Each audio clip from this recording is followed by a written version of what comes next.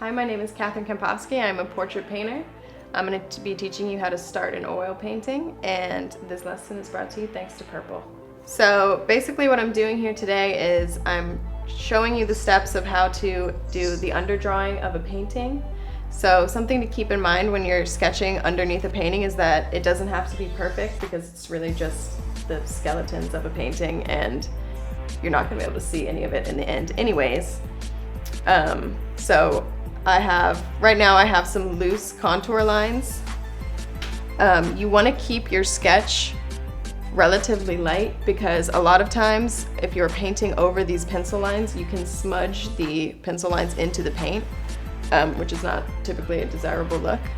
So the way that I sketch underneath a painting is, I call it topographically sketching. I don't know if that's a real term, but basically what I'm going to do is I'm going to sort of circle the high points of the face, and then circle the mid-tones, and then circle the dark points of the face, so that it sort of looks like a geographic map. And then that helps me when I'm painting lay down my colors in the right area.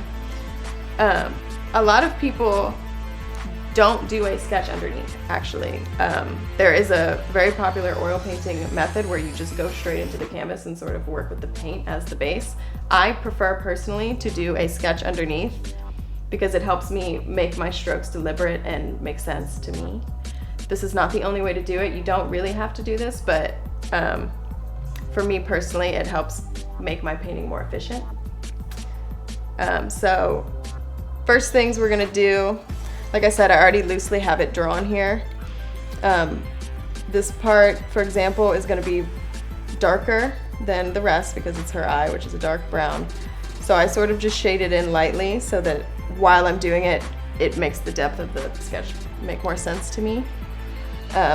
There's no need to sketch in fine details of any feature on the face, because like I said, it's just gonna be covered up.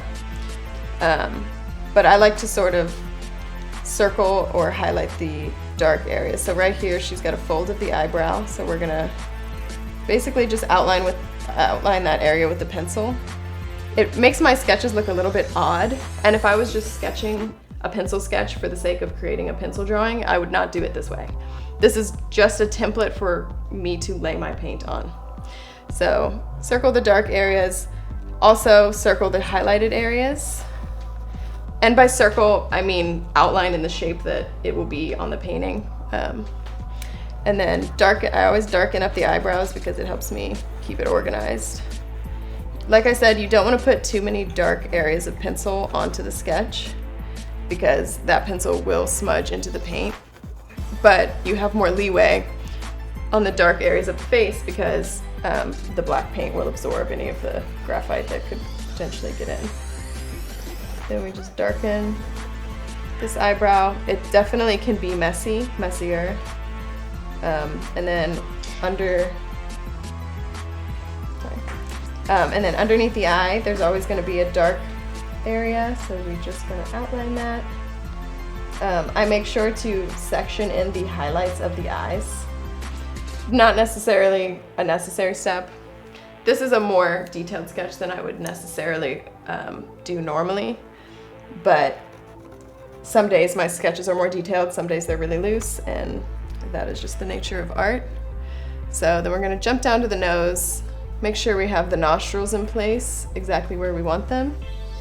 And then for these large planes of the face, I look at my reference photo and I note where the high points of the face are. So for example, she has this highlight on her forehead. So I'm just going to block it in loosely. And then over here it gets a little bit darker, so there's a mid-tone. And then over here it gets a little bit darker in her hairline. And then her hair begins here. And then also over here, this is the darker point. And this form of sketching, I've even been told by other artists that it's a little confusing. This is what makes it make sense to me when I'm painting. If this doesn't make sense to you, then there are other ways to do it, and any sort of undersketch that you can do is perfectly fine, because none of this matters, because it's all going to be covered by paint anyways. But this is how I do it. I'm sure there are other people that can use it and it helps for them. So then, yeah, so I circle the midtones, sort of make some loose outlines. It looks kind of silly, but it makes sense to me. And then back down to the nose. Definitely, this is your chance to make sure that all of your shapes are right and proportionate to each other. Because if your under sketch is really wonky, then it's gonna make your painting look weird, obviously. So then there's always an area of highlight on the nose. So I'm gonna go ahead and circle that, and then you've got an area of shadow right here, the bridge of the nose. I'm gonna jump over to the other eye really quick. Just darken the pupil so that it's clear when we're painting where we're gonna be putting that eye. This area is very dark because it's on the shaded side of her face, so I'm gonna go ahead and darken that up. And then just coloring in sort of the lines of her eye over here. Basic shapes. There's no need to sketch in the individual hairs of the eyelash or the individual eyebrow hairs or anything like that, because those are all details that come in when you're painting. And then sometimes I'll darken this outline just so it's clear to me. This side of the nose is in shadow, so I'm gonna sort of color that part in. Just adding a couple lines, and each line that I'm laying down is directly helpful to my process when I'm painting. So again, it isn't meant to make this sketch as realistic as possible or as detailed as possible, because this is just an under sketch to a painting.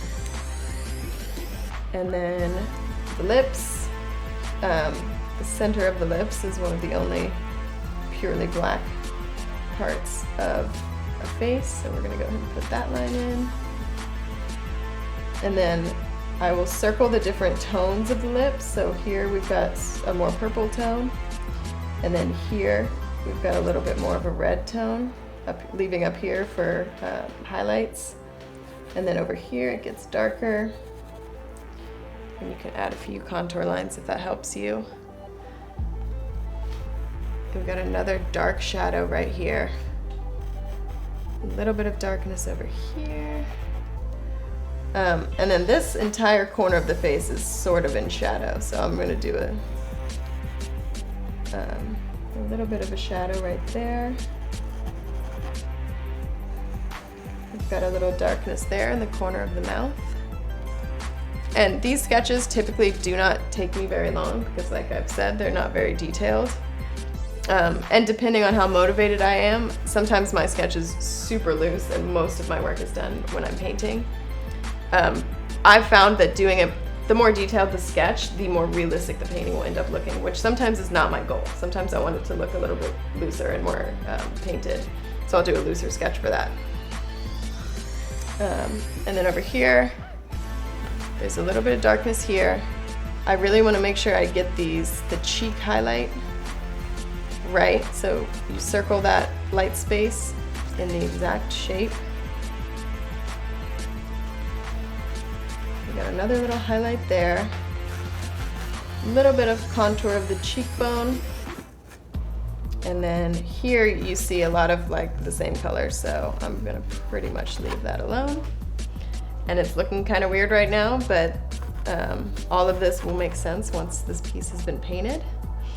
The neck, usually there's always this triangular shadow on the neck. Not always, but most portraits. So I'm gonna go ahead and do that and shade it in just to help me. And then she has a bit of a shadow here as well.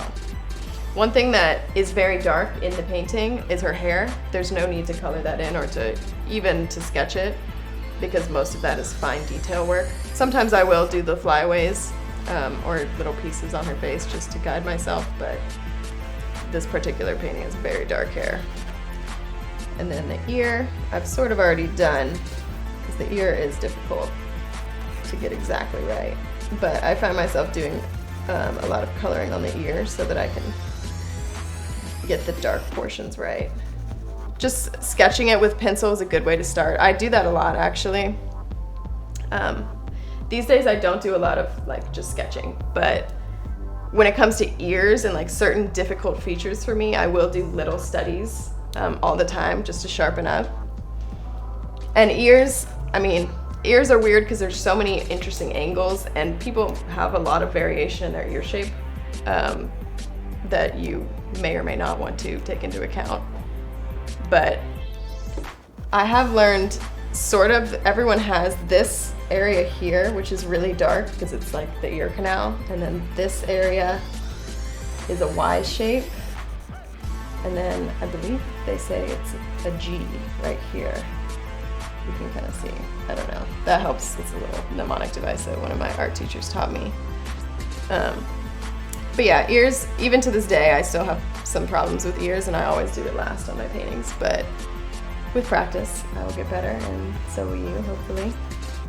So that's about as detailed as I'll do any part of the face. And then just go in and make sure that I have all the tricky parts, one of which is the area underneath the nostrils where the nostril connects to the face, and there's the upper lip and the Cupid's bow.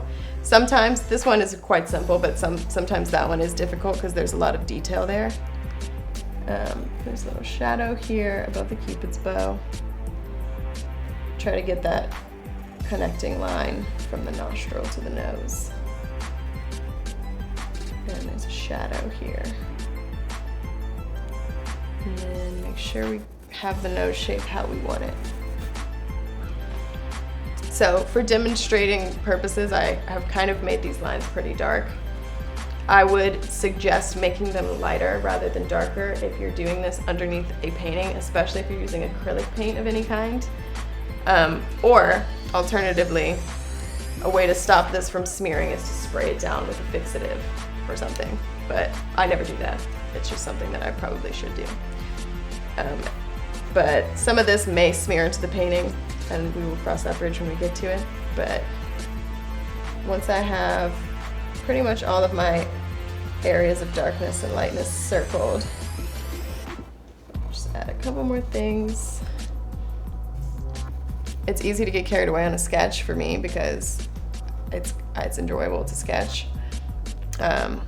I've tried to loosen my sketching when I first started painting, I would do my sketches super detailed, which almost made it more difficult once I began painting because there were so many lines and shapes that it was like coloring, painting by numbers almost, which is not really the effect that I wanted my paintings to have.